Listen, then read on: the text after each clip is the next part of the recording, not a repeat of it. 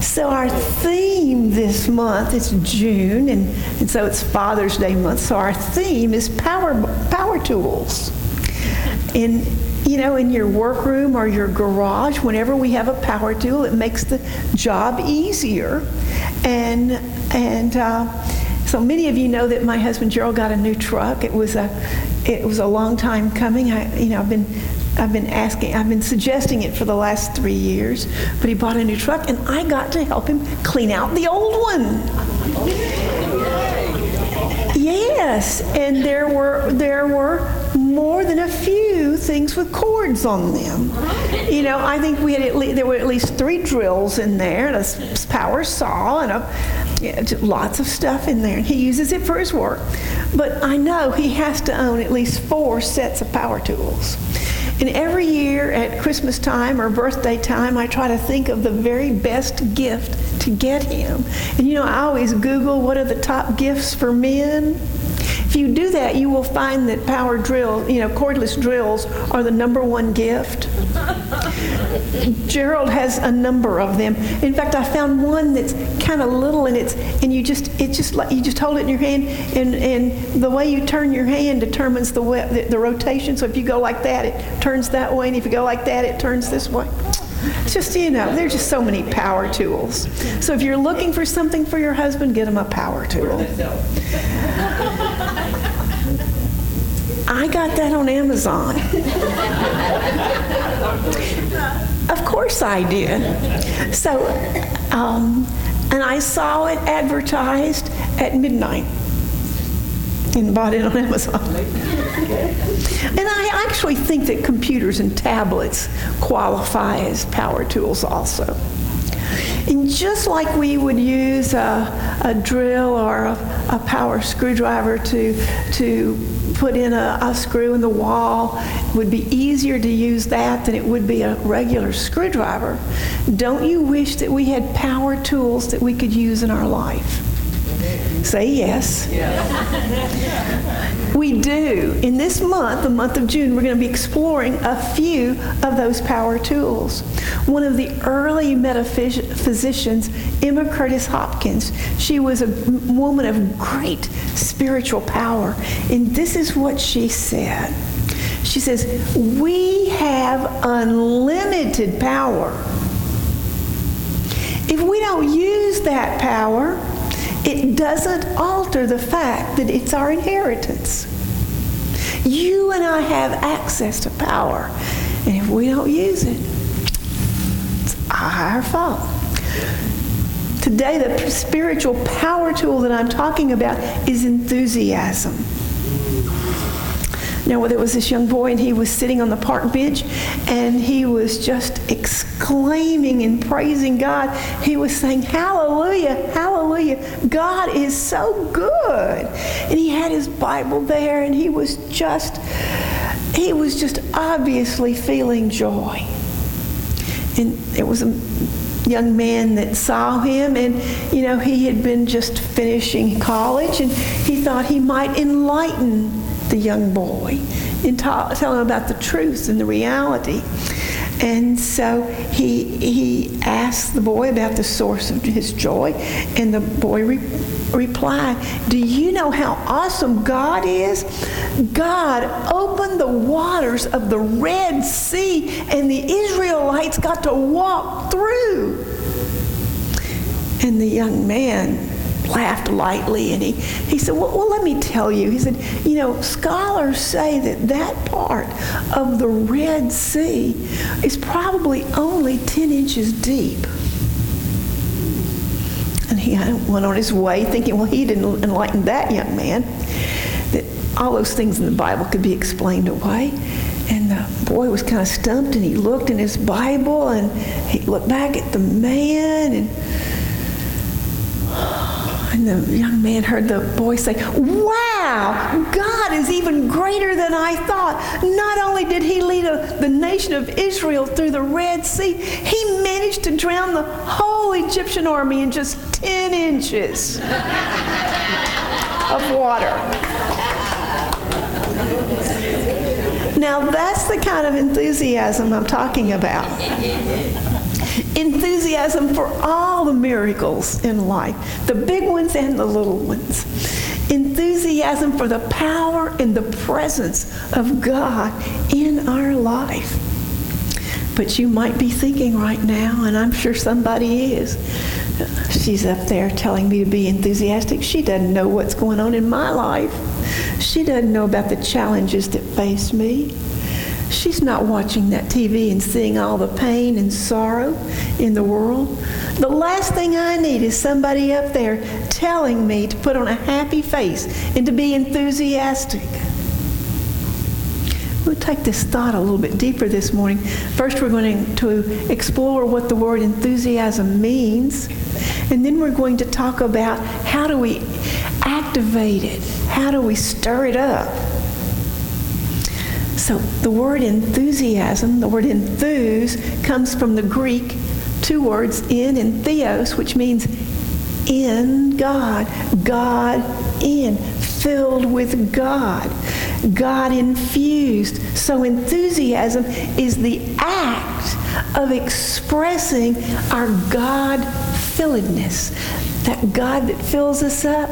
Our enthusiasm is our expression of that God that fills us up.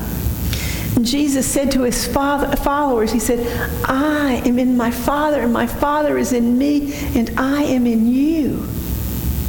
I believe that he said that to teach us about this idea of entheos, of God in us and us in God. In Talks on Truth, our co-founder, Charles Fillmore, said, your I am. And we all know what our I am is, don't we?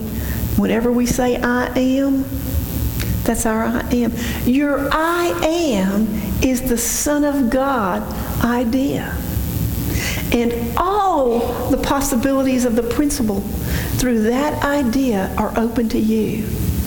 To know yourself is to know that you are I am and not flesh and blood. So the power that you and I have is knowing that whatever we say I am about is where we're giving our power, where we're expressing.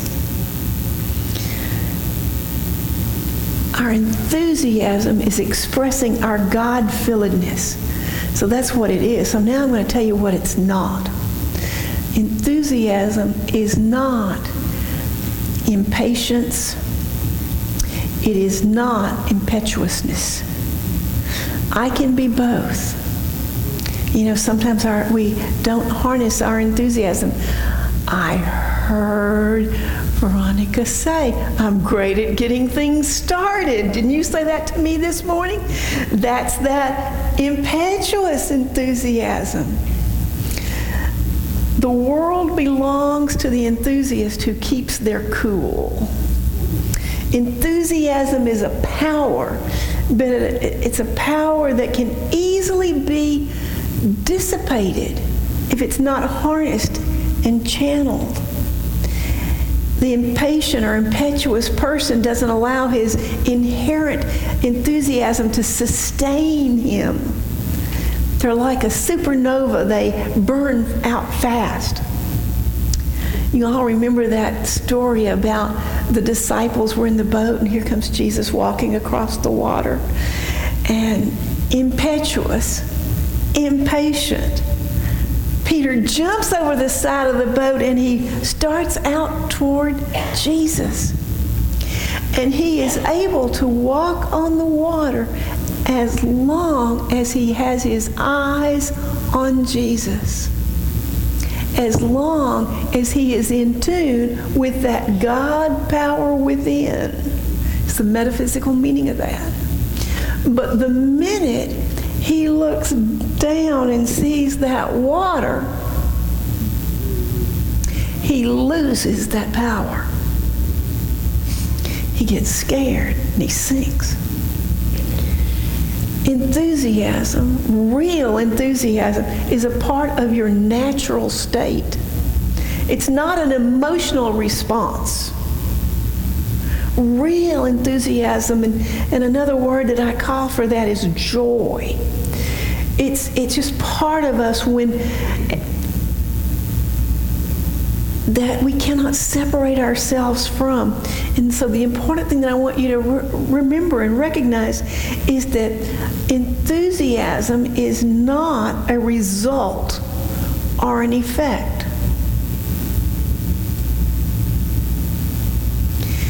Enthusiasm is cause.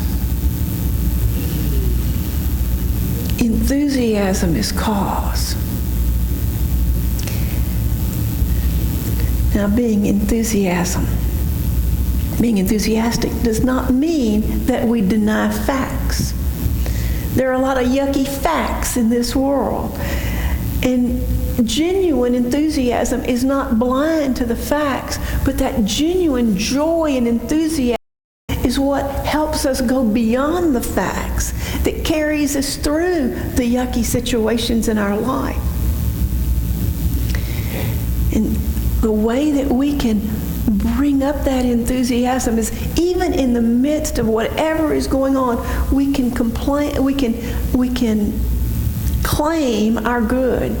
I was trying to say the word proclaim our good, couldn't get it out. But that's basically what Paul was saying in the Bible when he wrote in Philippians. He wrote to the church in Philippi, and he said, "You have quarrels in your church.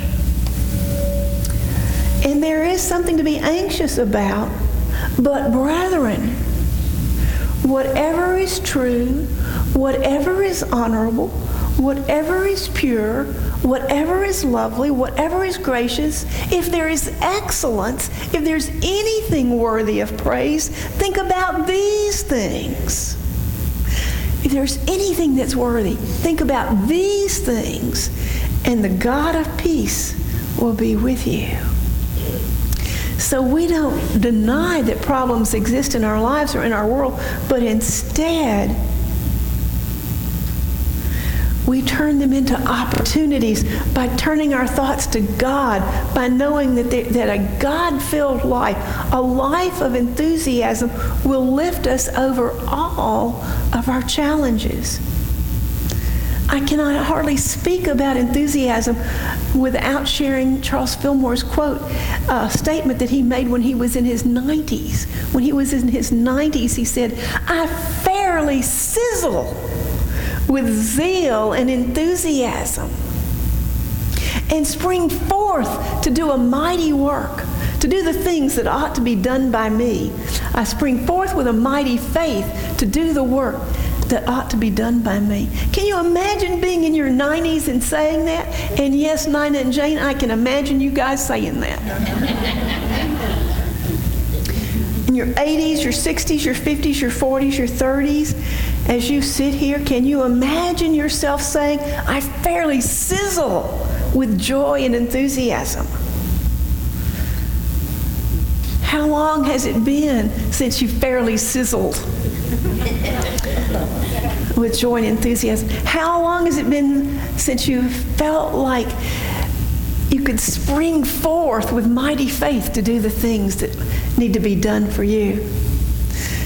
See, I think that's what the real fruit of the Spirit is joy and enthusiasm. And you and I, we let the stuff of every day kind of dull our joy and our enthusiasm. So much so that it's all we can do to get out of our recliners or off our sofas or even get up from our office chair. Unity is a positive path for spiritual living. It is practical Christianity. And practically speaking, we can align our minds and our hearts with God, with all that is good. We can transform our own lives, and we can truly be the change that we want to see in this world. But we can't be that change if we are moaning, groaning, complaining about life, about our health, about the weather, about the economy, about our jobs, about our spouse, about the state of affairs in Washington. We can't change anything if that's what we're doing. So everybody breathe If you and I can get in touch with our source energy, with God, we can do anything. We can change anything. But we change things by channeling our positive energy in a forward direction. The minute we let ourselves get stuck, we can't affect change towards that which is right. And here's a for instance. Here's one of Beth's personal beliefs. This is not a Unity of Melbourne belief. This is not a Unity of Melbourne teaching. This is a Beth belief. So when I offend you, know it's Beth that's offending you, not the church. And so when you leave, you're leaving because I offended you. I believe that the easiest way for us to reduce greenhouse emissions on this planet is to quit eating meat. I believe, it doesn't need to be pause, but I believe it's the easiest thing that we could do, that if you believe in climate, in the problems with the climate, that's the easiest thing you could do. You can do it in a minute, in an instant. It would increase our life expectancy at the same time. Now, I know there are many of you that don't want to hear that, but the easiest thing you and I could do for the planet, I believe, Beth believes, is to reduce, to stop eating meat or reduce how much meat we eat. That's why there's Meatless Mondays. Now, you will not hear me complaining about what you eat. And I obviously don't tell Gerald what to cook. For those who had bacon or sausage this morning. But because I want a better world, I'm making that choice because the intelligence inside of me is telling me that that's the easiest and best thing I can do. I'm making that change.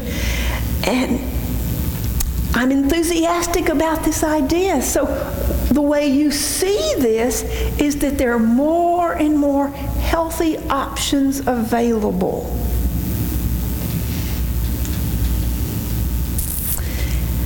And you know what? Without me doing much of anything, at home, our home is getting overhauled.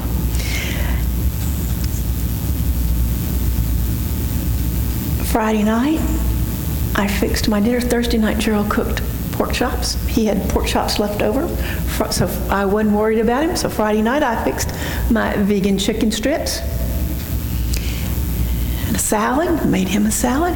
And I said, there's some chicken strips here. They're pretty good. You might want to try them. And you know what? He ate them. He liked them. Yesterday morning, I made breakfast. Vegan sausage. He liked it. So did the puppy. We're all happy. By channeling my energy toward what I do want, I haven't met any resistance. If I told Gerald, you can't have something, what would I get? Resistance. But by just offering him some good alternative choice, he's on the bandwagon with me. Amazing things. The most wonderful thing that Unity teaches us is that you and I are connected to God's source, to God energy, and we can let that God energy well up in us in every moment to help move us forward, to help the planet move forward. Dale Carnegie says, flaming enthusiasm backed by horse sense and persistence is the quality that most frequently makes for success. Now, if I unitize that, I would say that enthusiasm harnessed with wisdom and persistence is one of the greatest power tools that you and I can have access to. And one of the things we teach is affirmative prayer.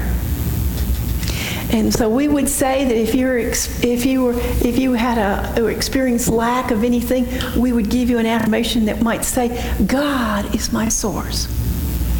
And so you're sitting there and you're looking at your checkbook and you think, God is my source. It's not very effective. But if I can let my God enthusiasm, if I can get my heart and mind aligned with the mind of God, and I look at that and say, God is my source. Do you think that doesn't have more power? It tells my mind, it tells my heart something. It sends a ripple out into the fabric of the universe, and what has to happen? I have to have the results of that come back in my life. Because enthusiasm, that means putting your feeling to it, is always causative. Enthusiasm harnessed with wisdom and persistence is one of our greatest tools. And so we had someone teach us about being enthusiastic. Can I get this to work?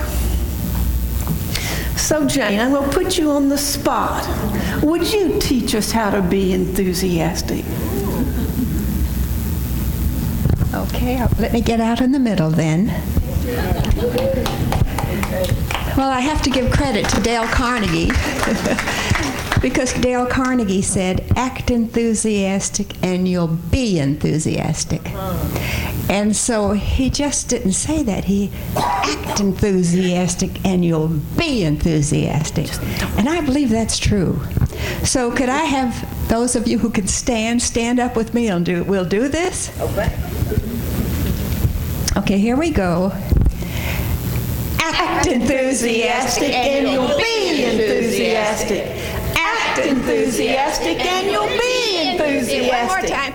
Act enthusiastic and you'll be enthusiastic. All right. And one more thing that's very important. You will never be boring.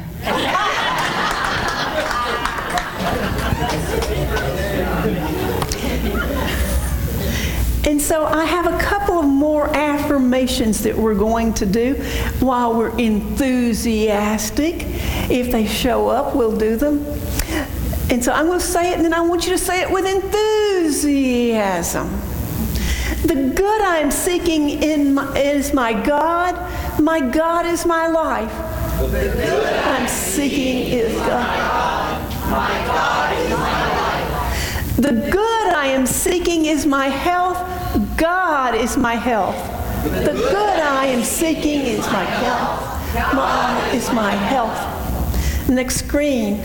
The good I am seeking is my strength. God is my strength. The good I am seeking is my strength. God is my strength. The good I am seeking is my support. God is my support. The good I am seeking is my support. God is my support.